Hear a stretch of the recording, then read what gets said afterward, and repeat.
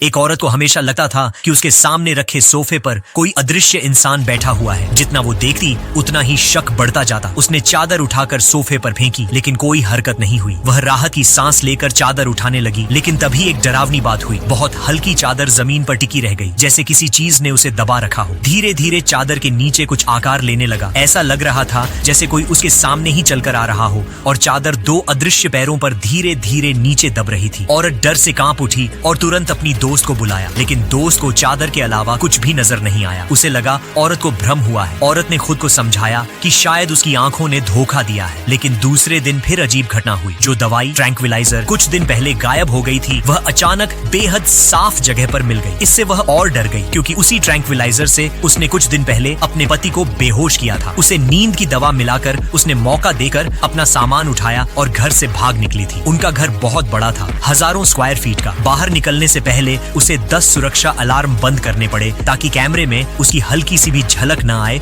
और पति जाग न जाए। गहरी रात के 3 बजे सब शांत था। वह किसी तरह अलार्म बंद करके दीवार फांदकर बाहर निकल गई। बाहर सड़क पर बहन पहले से कार लेकर इंतजार कर रही थी। वह उसे लेकर निकल गई। औरत को पता था उसका पति बेहद पॉजेसिव, हिंसक और कंट्रोल करने वाला इंसान है, लेकिन उससे भी ज्यादा डरावनी बात यह थी कि वह ऐसा लगता था जैसे हर जगह मौजूद हो, लेकिन दिखता न हो। बहुत दिनों बाद भी औरत को लगता था कि वह उसके आसपास है। वह अपनी दोस्त के साथ पति के छोटे भाई से मिली। भाई ने बताया कि उसका बड़ा भाई कुछ दिन पहले आत्महत्या कर चुका है, और यह खबर देश भर में छप चुकी है। उसकी फोटो भी दिखा दी गई। औरत थोड़ा शांत हुई, लेकिन जब वह अपनी बहन से मिली तो बहन अचानक उससे रिश्ता तोड़ने लगी। औरत हैरान थी कि बहन ऐसा क्यों कर रही है। बाद में कंप्यूटर पर उसने एक ईमेल देखा जो उसकी तरफ से भेजा गया था, पर वो ईमेल उसने कभी लिखा ही नहीं था। उस ईमेल में उसकी बहन को गंदी गालियां और श्राप लिखा हुआ था। कोई उसके नाम से ईमेल भेजकर उसके रिश्ते तोड़ रहा था। इसी दौरान दोस्त की छोटी बेटी को अचानक किसी अदृश्य चीज ने मारा, लेकिन बच्ची ने सोचा कि औरत ने मारा है। औरत कितना भी समझाती, किसी ने उसकी बात नहीं मानी। अब औरत को फिर वही डरावना एहसास हो रहा था कि कोई अदृश्य चीज उसके पास ही है। इस बार उसने जमीन पर कॉफी पाउडर फैलाया ताकि कोई भी कदम पड़े तो निशान दिखे। कई घंटे कुछ नहीं हुआ। तब उसने डरते डरते अपने पति के फोन पर कॉल किया, और जैसे ही फोन बजा, घंटी ऊपर की छत से आ रही थी। वह सीढ़ी लेकर ऊपर गई। वहाँ फोन पड़ा था और उसके फोन में उसकी औरत की तस्वीरें थी। तभी एक मैसेज आया, मानो कोई उसे वहीं बुला रहा हो। वह छत पर फंस चुकी थी। कुछ देर बाद उसे एक अदृश्य आकृति दिखी, कभी दिखती कभी गायब हो जाती। वह रसोई में भागी। वह चीज अब उसके बहुत पास थी।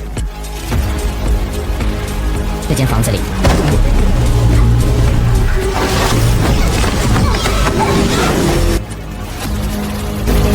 उसने अंदाज लगाकर फावड़ा मारा और अदृश्य इंसान को लगा भी, लेकिन अगली ही पल उसने उसे कमरे से बाहर फेंक दिया। औरत किसी तरह घर के बाहर निकलकर भागी। उसे समझ आ गया कि ये सब उसके पति का जाल है। सभी को यकीन दिला दिया गया है कि उसका पति मर चुका है, इसलिए उसका कोई आरोप मानने वाला नहीं। वह अब घबराकर महिला सड़क पर गई, एक टैक्सी रोकी और कहा, मुझे मेरे पति की हवेली में ले चलो, क्योंकि शायद सबसे खतरनाक जगह ही सबसे सुरक्षित थी। और इसके पीछे एक और वजह थी। उस घर में पति का वह वैज्ञानिक आविष्कार रखा था। जो यह जगह हमेशा से पति का अमीमी कमरा था, जिसमें औरत पहले कभी नहीं गई थी। कई बार पासवर्ड डालकर देख चुकी थी, पर हर बार असफल रही। तब अचानक उसे उनकी पहली मुलाकात की तारीख याद आई। उसने वही तारीख पासवर्ड में डाली और चमत्कारिक रूप से दरवाजा खुल गया। अंदर कुछ खास नहीं था, बस एक खाली सा रैक। उसने हाथ बढ़ाकर उसे टटोलने की कोशिश की तो अचानक उसके हाथ किसी कठोर चीज से टकराए। अजीब बात यह थी कि वो चीज आंखों से दिखाई ही नहीं दे रही थी, जैसे वो वहाँ थी ही नहीं। रैक के बगल में दीवार पर उसे एक डिस्प्ले स्क्रीन दिखाई दी। उसने यूं ही एक बटन दबाया और तभी रैक पर रखी अदृश्य चीज में बदलाव आने लगा। धीरे धीरे वह अदृश्य से पारदर्शी और फिर पूरी तरह दृश्यमान मानव आकार में बदलने लगी। जैसे जैसे रंग उभरते गए,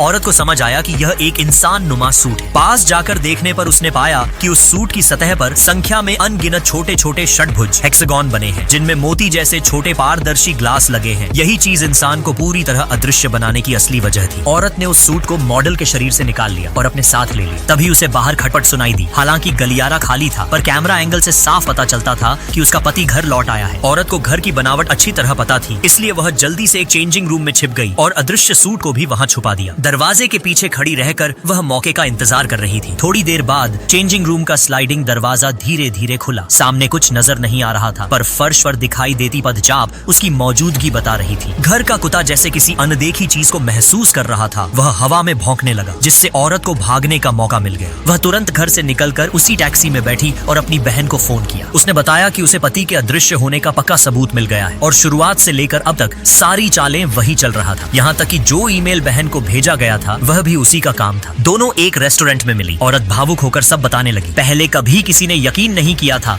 कि उसका अमीर पति उसे मानसिक और शारीरिक रूप से कंट्रोल करता है, लेकिन अब उसके पास सबूत है। बहन सामने बैठी थी पर उसकी नजर बार बार बगल की ओर जा रही थी। तभी अचानक ऐसा हादसा हुआ कि औरत स्तब्ध रह गई। अभी कुछ ही क्षण पहले हंसती खेलती उसकी बहन देखते ही देखते किसी ने उसके गले पर चाकू मार दिया। और सबसे बड़ी मुसीबत यह कि चाकू औरत के हाथ में था। उसे पता था कि यह पति की हरकत है, लेकिन वह किसी को समझा ही नहीं पा रही थी। कुछ ही मिनटों में पुलिस आ गई। वह जितना समझाने की कोशिश करती, पुलिस उतना ही उसे मानसिक रूप से अस्थिर समझती। असली हत्यारा तो उसके ठीक पास खड़ा था, जिसे वह महसूस कर सकती थी, पर कोई भी उसकी बात सुनने को तैयार नहीं। आखिरकार उसे शांत करने के लिए सेडेटिव इंजेक्शन दिया गया। अगले कुछ दिनों तक पुलिस ने उसका बार बार पूछताछ किया। उसका मानसिक संतुलन बिगड़ता दिखाई दे रहा था, लेकिन उसकी बातों में कुछ सच्चाई भी झलक रही थी और उसके पास पति के जिंदा होने का सबूत भी था। उसका दोस्त जेम्स भी अब कंफ्यूज था। उसे भी शक हो रहा था कि शायद वह मानसिक रूप से टूट चुकी है। जांच के दौरान अस्पताल को पता चला कि औरत गर्भवती है। यह सुनकर वह सन्न रह गई। वह अपने क्रूर पति का बच्चा नहीं चाहती थी और लंबे समय से प्रेगनेंसी से बचने की दवा ले रही थी, लेकिन फिर भी वह गर्भवती हो गई। इसी बीच पति का छोटा भाई उसके पास आया और बोला कि वह पति की जायदाद का दावा छोड़ दे, नहीं तो उसे हमेशा के लिए पागल खाने में बंद करा दिया जाएगा। औरत को जायदाद में कोई दिलचस्पी नहीं थी। उसने गुस्सा दिखाने का नाटक किया और जब देवर नीचे झुककर कागज उठाने लगा, उसने उसके बैग से एक स्टील की पेन चुरा ली। उसे पूरा यकीन था कि उसका पति कहीं न कहीं पास ही अदृश्य होकर उसे देख रहा है, इसलिए वह अपनी कलाई उस पेन से काटकर बैठ गई ताकि पति देखे कि उसका बच्चा मर चुका है। यह चाल सफल रही।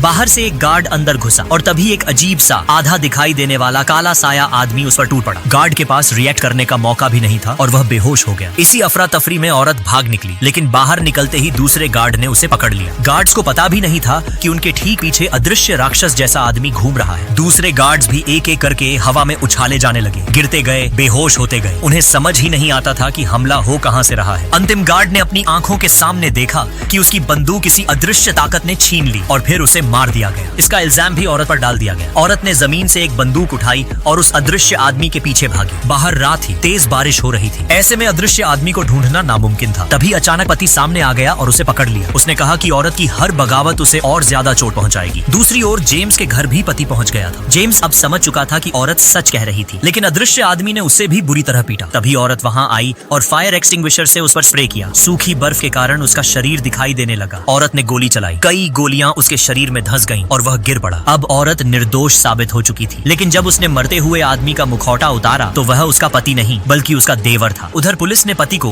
उसके ही घर के बेसमेंट से जिंदा बरामद कर लिया। उसे देवर ने महीनों से कैद कर रखा था। जब जेम्स ने यह बात औरत को बताई तो वह चौंक गई, क्योंकि उसे शक था कि असली मास्टरमाइंड उसका पति ही है और वह खुद को पीड़ित दिखा रहा है। जेम्स समझ नहीं पाया कि वह ऐसा क्यों सोच रही है। रात को उसने पति को फोन किया और उससे मिलने का तय किया। पति घर पर मिला, बिल्कुल सभ्य, विनम्र, खाने की मेज सजाई हुई। वह अपनी पत्नी से सच्चे मन से मिलना चाहता था, लेकिन औरत को उसकी मुस्कान भी नकली लग रही थी। उसने साफ साफ कहा, अगर वह अपने किए सब सच्चाई से मान ले तो वह उसे माफ कर देगी, नहीं तो वह उसका बच्चा कभी नहीं रहने देगी। उसने अपने कपड़ों में माइक्रोफोन लगाया था। जेम्स बाहर बैठकर सारी बातें सुन रहा था, लेकिन पति ने कुछ भी स्वीकार नहीं किया। उसने कहा कि वह खुद देवर का शिकार था। औरत यह सुनकर टूट गई। वह बहाना बनाकर बाथरूम चली गई।